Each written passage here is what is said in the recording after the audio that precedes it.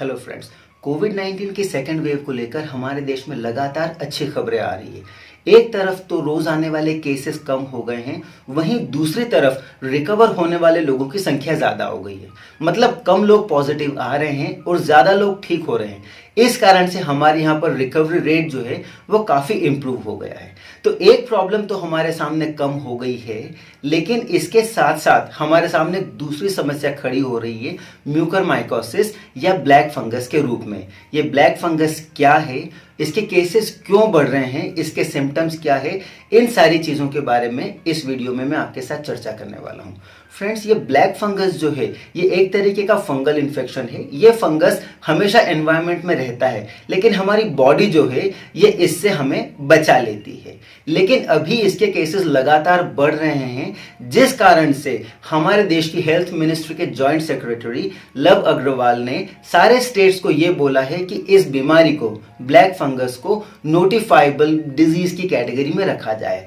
अब notifiable disease क्या होती है? सिंपल शब्दों में मैं आपको बताऊं कि एक ऐसी बीमारी अगर ये नोटिफाइबल डिजीज बन गई है तो इसका मतलब ये है कि इसका जो भी केस एक सरकारी अस्पताल में या प्राइवेट अस्पताल में, किसी लैब में या फिर किसी क्लिनिक पर, अगर वहां पर इसका कोई भी केस आता है तो उसकी रिपोर्ट जो है वो गवर्नमेंट तक जानी चाहिए। That is called a notifiable disease. Notifiable disease के दूसरे एग्जांपल्स हैं मलेरिया या फिर ट्यूबरक्लोसिस। इसके अलावा भी बहुत सारी डिजीजेस इस कैटेगरी में है। अब किसी भी डिजीज को नोटिफाइबल डिजीज की कैटेगरी में रखना ये स्टेट गवर्नमेंट की रिस्पॉन्सिबिलिटी है। अब क्या कारण है कि इसके केसेस इतने बढ़ रहे हैं? क्या सिचुएशन बन गई है जिसके कारण इसको नोटिफाइबल डिजीज की कैटेगरी में रखने की जरूरत आ गई है? दोस्तों, जैसा कि मैंने बोला, ये फंगस हमेशा हवा में रहता है, लेकिन हमारी बॉडी का इम्यून सिस्टम जो है वो हमें इस फंगस से बचा लेता है। लेकिन जब एक इंसान कोविड से ठीक हुआ होता है या वो ठीक हो रहा होता है तो हम जानते हैं कि कई पेशेंट्स को कोविड से रिकवर करने के लिए स्टेरॉइड्स दिए जाते हैं। स्टेरॉइड एक ऐसी मेडिसिन है जो हमारे इम्यून रिस्पॉन्स जो है बॉडी का, उसको थोड़ा सा कम कर देती है और इसके साथ ही शुगर लेवल जो है वो हमारी बॉडी में बढ़ जाता है। तो इस कारण ऑल इन ऑल हमारी बॉडी की बीमारी से लड़ने की जो कैपेसिटी है वो थोड़ी कम हो जाती है और इस कारण ब्लैक फंगस के केसेस बढ़ रहे हैं। तो आप लोगों ने देखा होगा कि ज्यादातर इसके केसेस जो हैं, ब्लैक फंगस के केसेस जो हैं, या तो उन लोगों में देखे जा रहे हैं जो कोविड से रिकवर हो चुके हैं, या फिर उन लोगों में आ रहे हैं जो अभी भी कोविड से रिकवर कर रहे हैं, उनका ट्रीटमेंट अभी भी चल रहा है।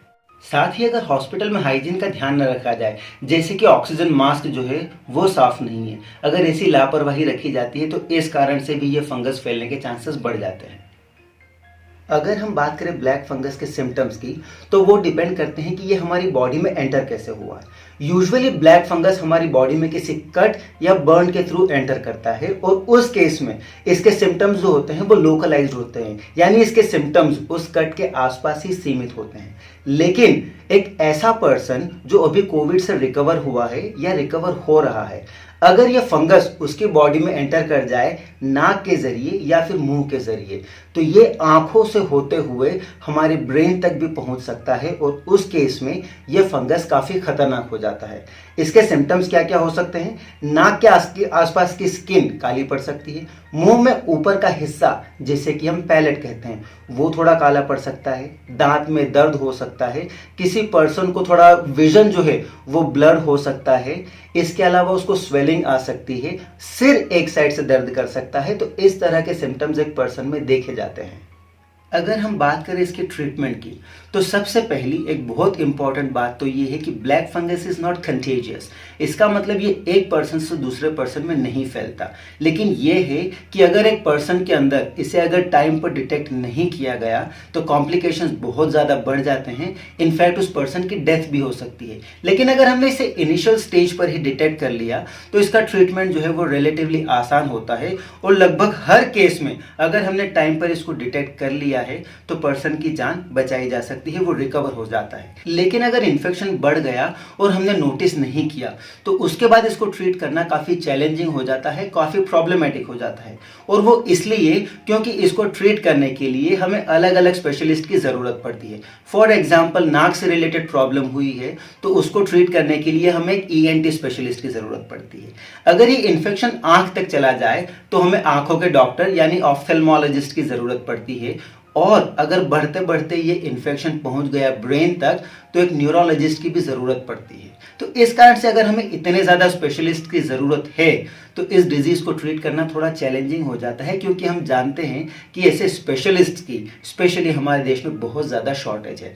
अगर हम बात करें इसकी मेडिसिन की तो इसको ट्रीट करने के लिए एम्फोटेरिसिन B का यूज़ किया जाता है। और ये ड्रग ऐसी है जो बहुत कम स्केल पर बनाई जाती है और इस कारण हमारे देश में अभी इसकी बहुत ज़्यादा शॉर्टेज है। एम्फोटेरिसिन B की जो शॉर्टेज है इसके लिए गवर्नमेंट को रिस्पॉन्सिबल ठहराना बहुत गलत है, क्योंकि जैसा कि मैंने बोला था कि ये एक बहुत रेयर बीमारी है और इस कारण से इसकी जो मेडिसिन है वो भी बहुत लिमिटेड क्वांटिटी में बनती है। फ्रेंड्स, हमारा मार्केट जो है वो डिमांड और सप्लाई के प्रिंसिपल पर काम करता है। जिस चीज़ की डिमांड जितनी ज़्यादा है उसका प्रोडक्शन इतना ज़्यादा होता है। जैसे कि एसिडिटी एक बहुत कॉमन प्रॉब्लम है, तो एसिडिटी के मेडिसिन आपको लगभग हर जगह मिल जाएगी, जैसे कि इनो।